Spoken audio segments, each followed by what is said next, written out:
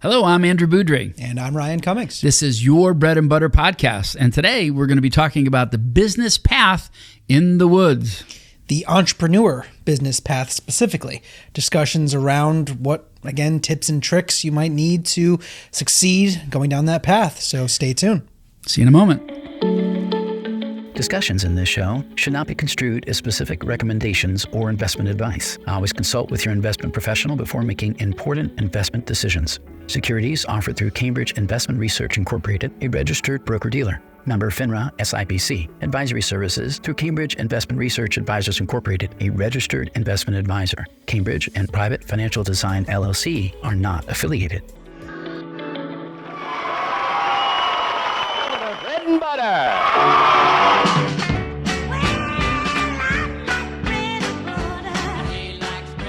Hello, I'm Andrew Beaudry. And I'm Ryan Cummings. Welcome to your Bread and Butter podcast. Today we're going to talk about the business path in the woods, which refers to our first episode on this, which talked about the divergent paths that people can choose between a career or becoming an entrepreneur. And this episode's going to specifically focus on the entrepreneur side of things. Why do people want to start a business? And, what are the aspects that really help many entrepreneurs succeed when starting those businesses? Now, George Bush, number 2, actually had a very interesting phrase that he said back when he was president. He said, the French don't even have a word for an entrepreneur. He did. He literally said that. Anyway, nothing against George Bush, but yes, this is a real thing. It means somebody who enters into the world of business. So the truth is, why do people want to choose their own business? I mean, the majority of people follow a career path, but there is that 25-30% of the people that really try to establish and find and create their own business. Yeah, I think there's a lot of different reasons. No one's got, there's not one reason that fits everybody for becoming an entrepreneur rather than going down the corporate career path. But, I think it can be a variety of things, whether it's freedom to, say, be your own boss, maybe control your own time, have that better work-life balance, or, even for some people, it could be financial. It could be money, having more financial independence, creating more wealth, or even just having, more control over, where exactly their money is going and what's coming in. Yeah, I mean, the ceiling when you're an entrepreneur is pretty much a ceiling that you set. Now, if you're trying to replace Amazon in this day and age, right now, you're going to have a pretty hard time establishing that ceiling. But if you can find that niche, that's important. And I think one of the things you shared in our last episode was that you wanted the freedom in leaving the corporate world to be an entrepreneur so you could have more control over some of the things we're going to talk about today. Exactly. And then finally, passion. Just simply, is it something that is meaningful to you in your life, in your desires, or even just a field that you find interesting? Some people want to go and have that passion to build that business, or sometimes for some people, they're just simply serial entrepreneurs and their passion is entrepreneurship in of itself, and maybe not necessarily even in one specific sector or field. You know what they call serial entrepreneurs? I do not. General Mills. So anyway, much like our first episode, there is a commonality between those who have a career and choose that path, or for those who take the divergent road, less traveled, which is to be an entrepreneur. And the main focus here is the truth, knowing oneself, knowing, your strengths, your weaknesses, what really drives you. And a lot of times in entrepreneurship, people have an idea that they try to formulate and put into a monetary or monetized position. So it's really important to ask, what's your truth? Why? Is it deeper than profit or prestige? What is it that's driving you? And we're going to talk about that today. So on to our first area in the entrepreneurial foundations. So the first one here is passion beyond a profit. Are you driven by purpose? Because passion sustains you when the money isn't flowing yet. Now, this is a truth, and we were actually talking with our producer who's helping us do this podcast, and I asked her earlier, what is it that you find the most difficult, and particularly in starting a business?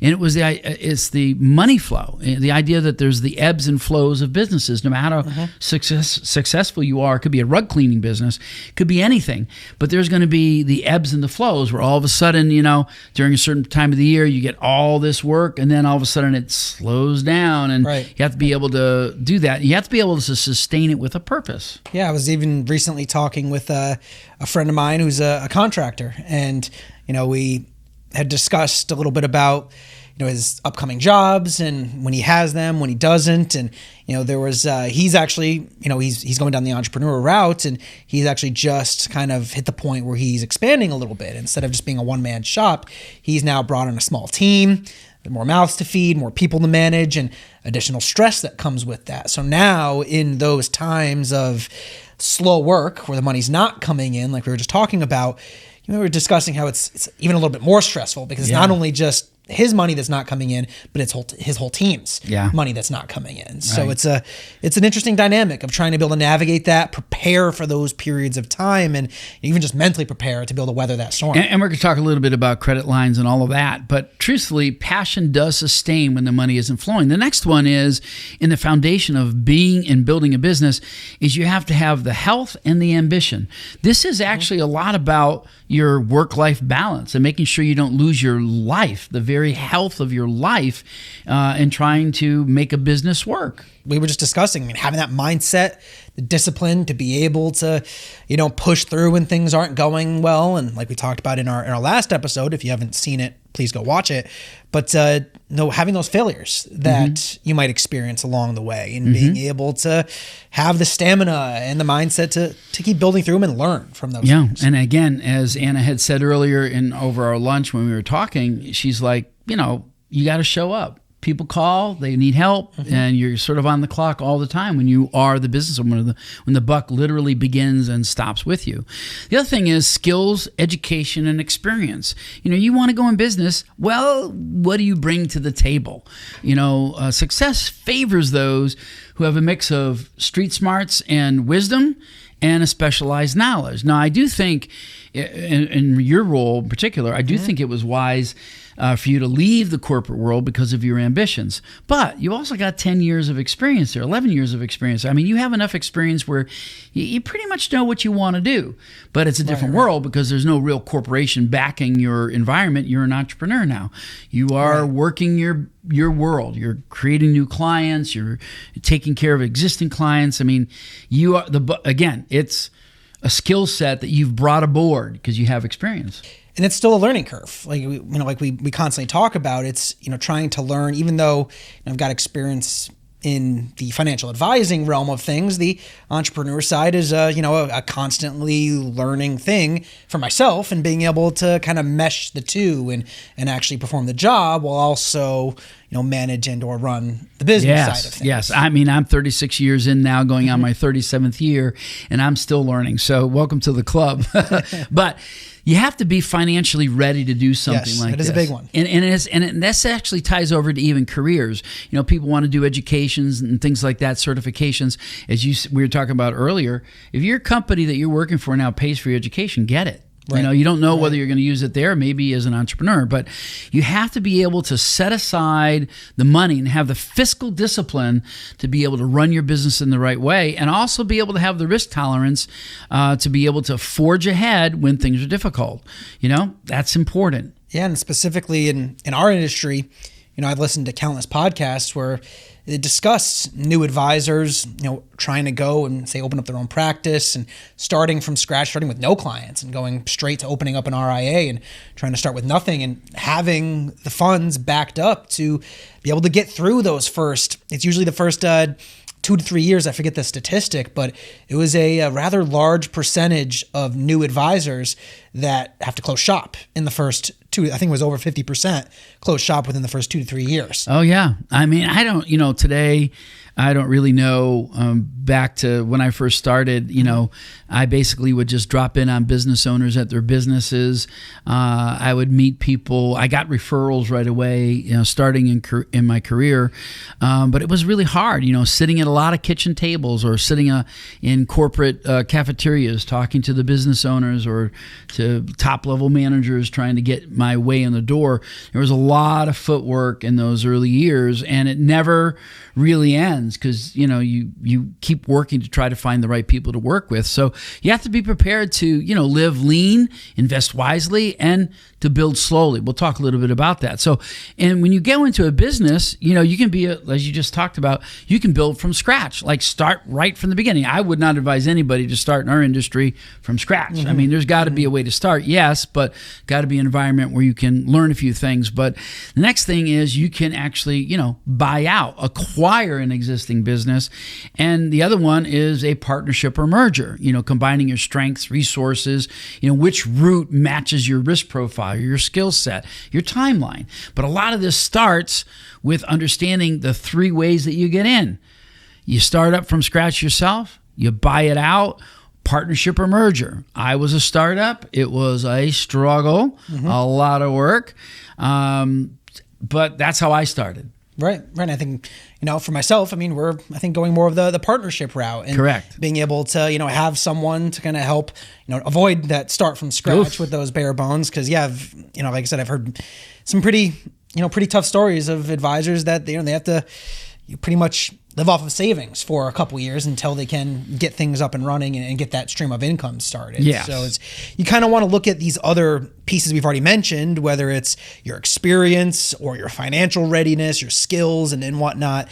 And that'll kind of help you determine, and also your field. That's a big one. We're specifically discussing finance mostly today, but depending on the field you're in or the market you're in, that might change whether is a startup a little more viable starting from scratch, or should you really be going the buyout or partnership route instead? Yeah. No, I think this is a really a true story in my life that I've seen happen. So we have in all terms a startup business that's 36 years going on 37. But we always end our podcast with each of us saying our phrase, and I make a phrase that I say, live today for the tomorrow that's in your heart. Now, where that comes from where I was 36 years ago when I really wanted to make this my career. I had made that decision. I was really good at investing money. I understood that, but I understood there was also things I needed to learn about tax planning, estate planning, and all of that. But living today for the tomorrow is in your heart is that I always wanted to be in a position where I knew about myself that I wanted to help people.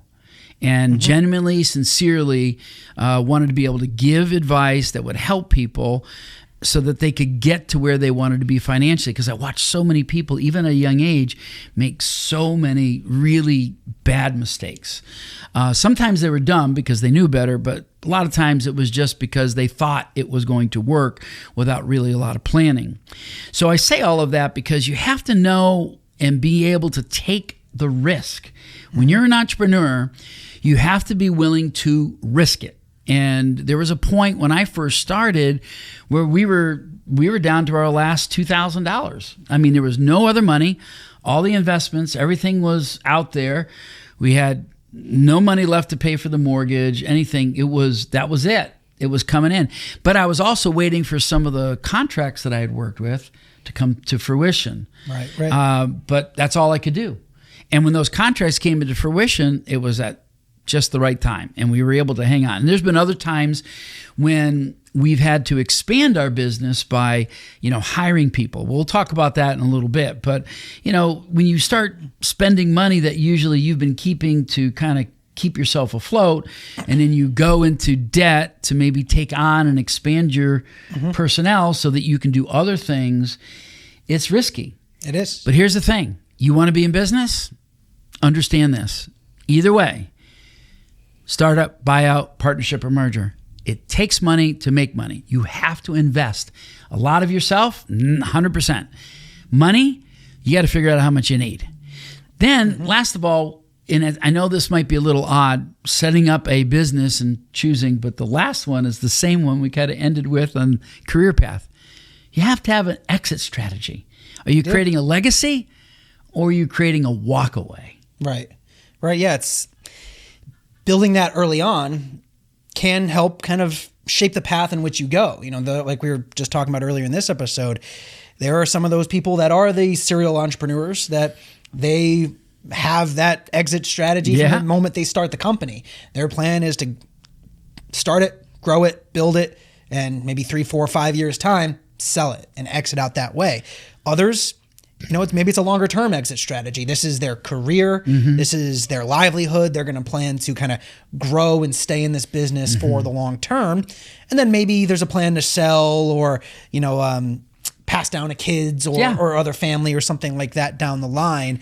But that is all going to dictate, maybe the style of approach to actually building and even starting that business. If you're looking to make a quick buck and turn around a business and exit quickly, well, maybe the merger or buyout route is a little more attractive because you can start higher, scale quicker, and then potentially turn around and sell it for a profit in a shorter time frame. Yeah. One of my best friends who started out as a client became a very close friend.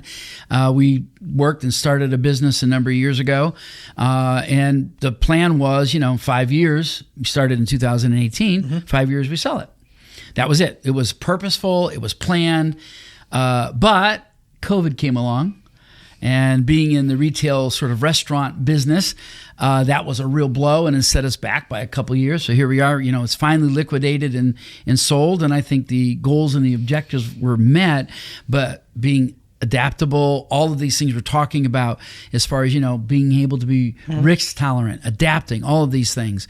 It was not a business that was designed to be handed down as a legacy, but some businesses are. But you better know where you are when you go into it. Otherwise, you're going to end up working there for the rest of your life. So the people that ended up buying this business, they're going to scale it up, man. They're going to build it. And this other fellow has a number of other small businesses that he runs, and he's jumping in on this. He's going to make it grow. So there's a good example of a buyout strategy, Speaking of a buyout, do you know what the investor, asked the entrepreneur before trying to buy out his business? I'm not sure. Well, he asked him how scalable it was, and the entrepreneur pulled out a whiteboard that he bought that was expandable.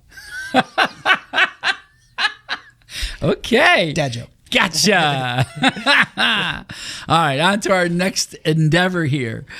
We love dad jokes. If you haven't figured that one out yet, watch enough of our podcast and you'll get sick to your stomach. Okay, so we talk a little bit about the things that create success, but here's things that really cause people to fail in business. First of all, lack of a market need. You have a product or a service that no one really wants or is willing to pay for. Yeah, I think if you watch enough Shark Tank, you'll see some of those businesses on there that, they just tear apart and say there's no market for these things. And, there's some of that's true. There can be, if it's not something that is a desirable product that's needed, that could be the death sentence from the very start. Some of those episodes really, they hurt to watch. They do. They really do. Poor financial planning is the next reason. Really underestimating your startup costs, running out of cash too quickly, failing to manage cash flow properly. Now, we're going to talk about other things that, you can do to kind of make this success happen. But the truth is, the foundation of all this, if you don't have enough financial planning involved and not enough cash flow, it's going to fail. And also a weak business model could be another one. There's a big difference with, say, fields where there's a reoccurring source of revenue versus, like in our industry, a lot of times, a lot of the clients we work with, while there are some one-offs, many times it's an ongoing relationship. So revenue can be reoccurring, which is a big help when you're having to build that business, especially from scratch. But in other businesses, like when I was talking about earlier, my friend who's a contractor, a lot of that business is not reoccurring. Or at least if it is, it's much once longer and done. In between. Yes. Where you might get a customer that maybe, wants something done, and then maybe years later they come back and, want something else done, but it's not a regularly reoccurring revenue stream. And those can be tricky businesses to navigate. On that note, though, a really good contractor will not have a problem with our next reason for failure, which is inadequate marketing. Right. A good contractor has a great reputation. They're going to get more phone calls than they can handle. It goes back to our episode that we just did about careers, having your own brand. Well, you're your own brand. You market whatever it is, XYZ or whatever widget you out there marketing. Well, you better have a branding focus to that, and you're part of that brand. So inadequate marketing fails to reach the right audience or differentiate yourself from competitors. You have to have the ability to differentiate yourself between yourself and your competitors. And it can't just be because, you're a nice person. Okay, there's a lot of nice people out there, but why do people need you? You know? That's one of the failures. And it may not even necessarily be that the marketing itself is complete and inadequate, but maybe it's just a poor ROI. It's more expensive than it's worth. Maybe the marketing had some success, but the amount you had to spend on it to get it going is just simply not worth the investment. Yeah, in this day and age of the tariffs coming and all that stuff, it's really hard for some of these new businesses. If they're falling underneath tariffs, that's going to be tough. The next thing that people fail at is leadership and management issues, not realizing that their own inadequacies in education and training might actually cause poor decision making or an internal conflict that will derail. Yeah, this is not just a corporate America issue. This is absolutely an entrepreneurship issue. I feel like sometimes entrepreneurship is thought of more of a solo practice, but as you begin to build your business, you're going to undoubtedly be working with people and potentially need to hire on employees. And at that point, if your leadership and or management of those employees is not, up to snuff, you're someone who, maybe for lack of a better term, leads with an iron fist. And, and rather, there's the old adage of, a good leader shows rather than just tells. Exactly. Those things can be big mistakes to crumbling a business when you have other people involved and it's not all you. In delegation, you hit on something that's very important. There's a lot of people that are in our industry who they're solo advisors. They might hire somebody to do some administrative work. But there's a lot of people that are business owners that they have all this money coming in and they're afraid to give it up. They're afraid to give up that money, not realizing that actually their income would double. The profits won't quite double because they've hired somebody, so they have to compensate for that cost. But some people don't, they look at that as an unnecessary expense. They'll just keep doing it themselves. The problem is, though, dependability when you're sick, taking vacations, if you're the only go-to person. Delegation in leadership, and that is it's actually a profit center if you can do it right. And you have to be willing to risk spending that money, training the right people so that you can be good doing what you do. There's people out there, and I even have family members that are entrepreneurs where I've just tried to drill it into them. You be good at what you do and hire people to be good at the things that you're not good at. And that's really true leadership. Right. If you fail in that category, it's unlikely your business is going to succeed. The next thing is scaling too fast, like scaling your business up too fast, like spending a lot of money on inventory stuff, or going too slow. Yeah, there's pitfalls on both sides. Yeah. You try to scale too fast, you have too many costs associated with that. Like you said, if it's too much inventory, too many employees, that could be a cost that can be crippling to your business, and you don't have the income coming in to support the level of scaling you're trying to do. But scaling too slow, we've already talked about it. Yeah, you miss out on opportunities. Maybe you're living off of reserves and you're scaling too slowly to try to replenish those reserves. It can be a death sentence for a business too, or at least if it's not a death sentence, it can be an aspect that stymies the growth and really just slows down your progress over the long term. Yeah, I had a business owner that was looking to get into school contracts for technology. And my immediate response was, do you have the personnel to do it?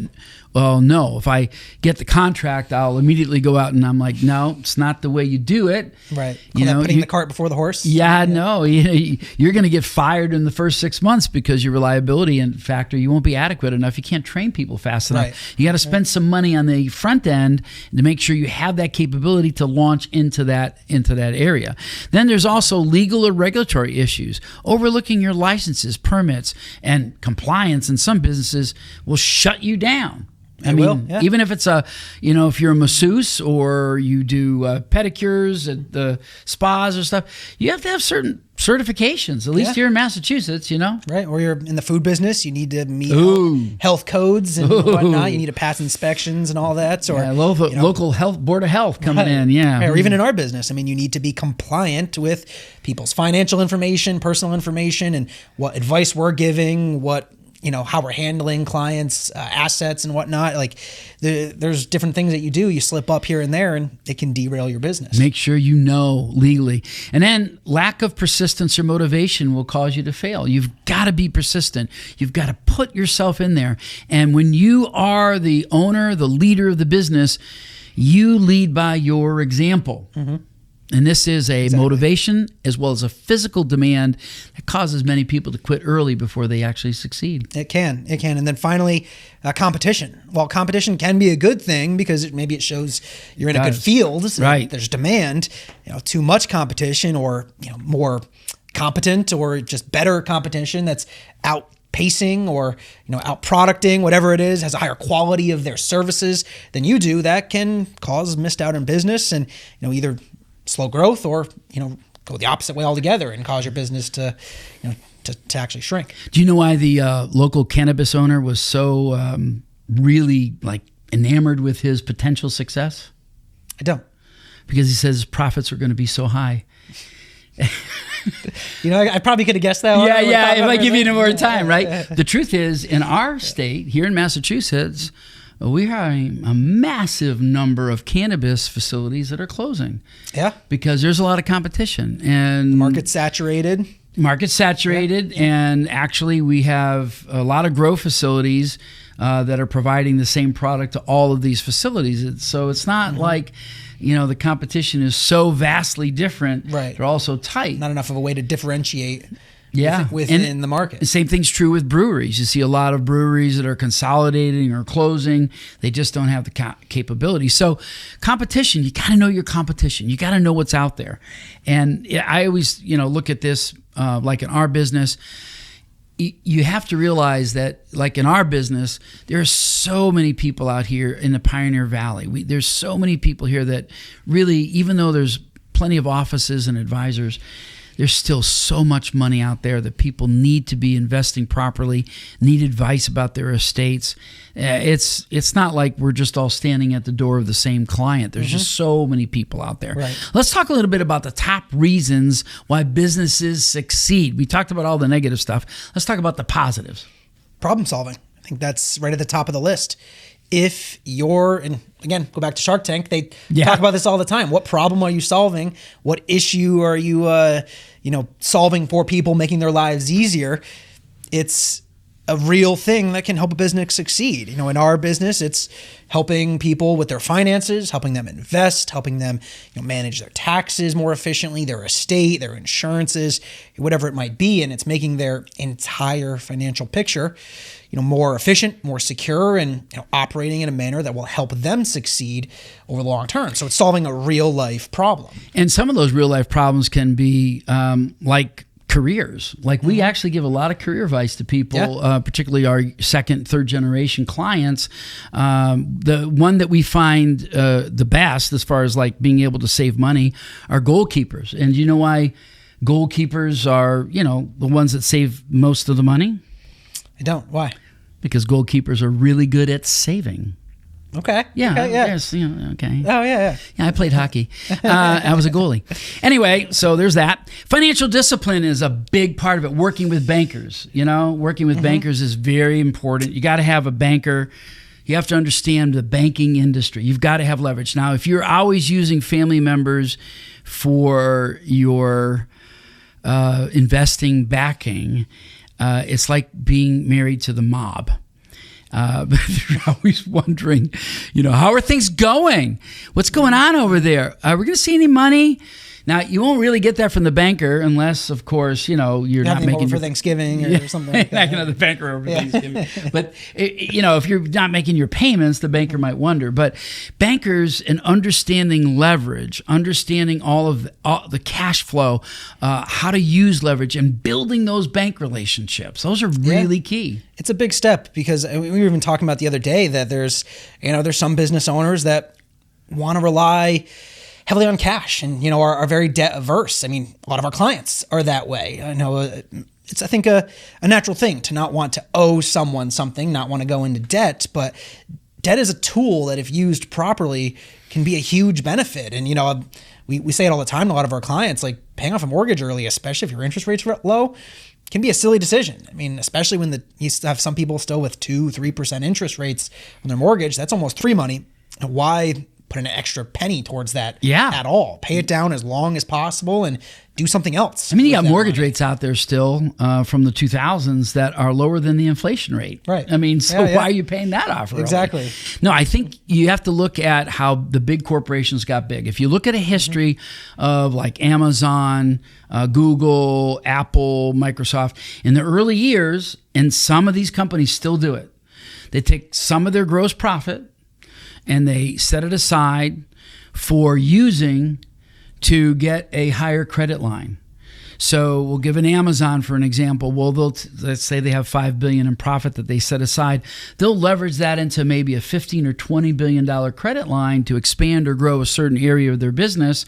And then they have a plan, though, that within a certain period of time, 3 years, 4 years, 2 years, 5, that it's paid off. Well, if corporations do that, you can do that. You don't have to go out and get $1 billion. Not that anybody's going to give you $1 billion, but you have to understand how leverage works. So, if you got $100,000, you may be able to turn that $100,000 into maybe an $800,000 or $700,000 line of credit that you could use to expand, and then you build a plan so that in a certain amount of time that's you're comfortable with, that debt's paid off, and now you're in a profit position, and you've used somebody else's money to get where you are. Otherwise, your ceiling is going to be only at where your bank account is. That's it. I mean, it ties right back into the whole scaling thing we were talking about earlier. That absolutely debt and leverage can help you scale, possibly too quickly, but quick enough to maybe outpace what you might be able to do otherwise. The other thing is on that, give you a short story. Back in the 90s,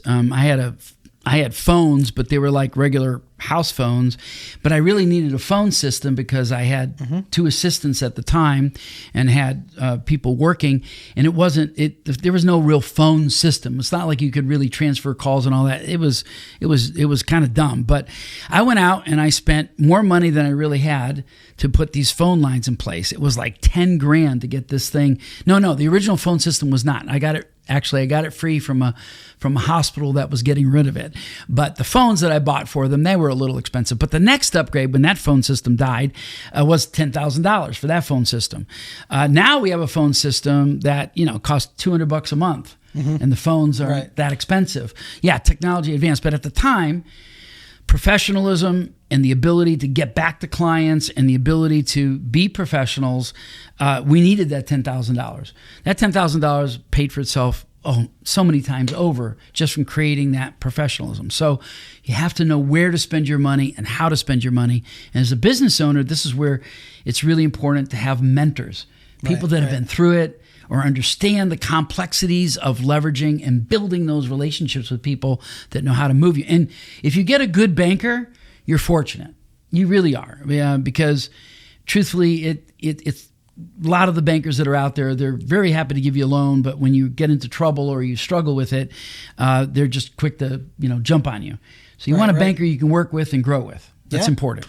And I think the last few aspects here in success is adaptability and perseverance. I want to mention them both because they kind of go hand in hand.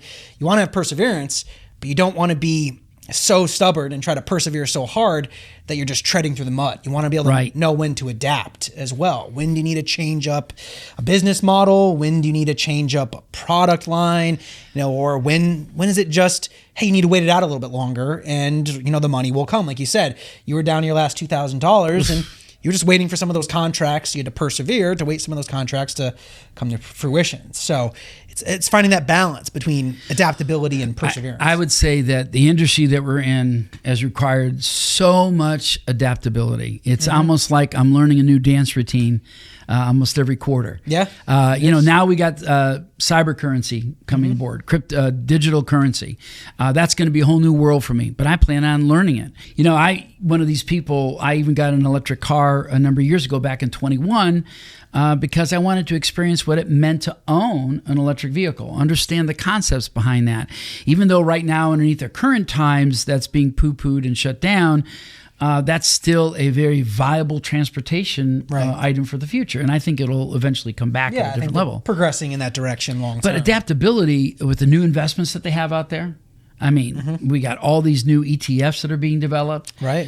Everything that we know, it's not, the basic fundamentals don't change. It's just how you get there. Right. And I think being able to do that and learning. And then perseverance. Kind of ties right back to the beginning of today's episode. I mean, being able to weather the storm, go through those times where income's not coming in, where things aren't going your way, where you're not closing the deal, and being able to not lose sight of the long-term mission and, be able to continue to push forward and that positive attitude, wear that smile, be able to talk to the next client like you didn't just have maybe a terrible meeting right before them or anything like that. It's being able to persevere through all those things. That is one of the things I try to instill. I've tried to instill it in my family. I try to instill it in people around that are looking for advice. I heard this many, many years ago by Mark Victor Hansen, so I'm not trying to steal it from you, Mark, but it's the idea of ask, ask, ask, ask, ask. And then when you've asked, ask again. Because the only thing somebody can say to you is no. And since no is not going to kill you, you just keep asking. And you try to find the right answers to the right questions, and you try to find a way to get through to where you want to be. And if that's not working, you go on to something else. No, you don't keep beating your head against the wall.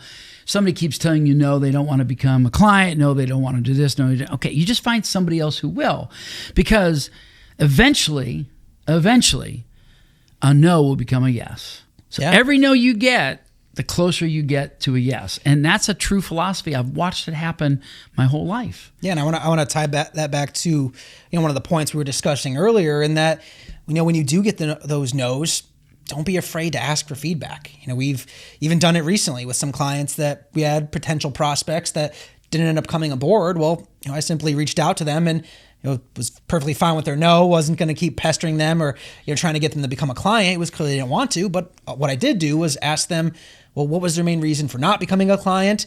Whatever the reason was there something that their expectations, it could have been different to remedy that issue and make it into something that wouldn't have affected their decision, just for my own feedback, and made that clear to them that, hey, no is perfectly fine, just for my own feedback, our ability to constantly pivot our business and build towards clients' needs. What was the main reason for going in this direction? Just recently we were working on our logo, and I gave it to one of my sons, who's a graphic artist, and he sent us back a new logo, a new look, and I was stunned. I was like, wow, we've had the same logo. I've had the same logo for 29 years of the 36 I've been in place here. And I love the new logo. It actually fits our branding and where we're going. So now we're putting it out there. Just one of those things where, you learn, you adapt, you figure it out. And that's the way that it works. All right, let's close out with some thoughts here. Truthfully, entrepreneurship, it's not just a career, it's a calling. Yeah, the rewards are high, but so are the risks.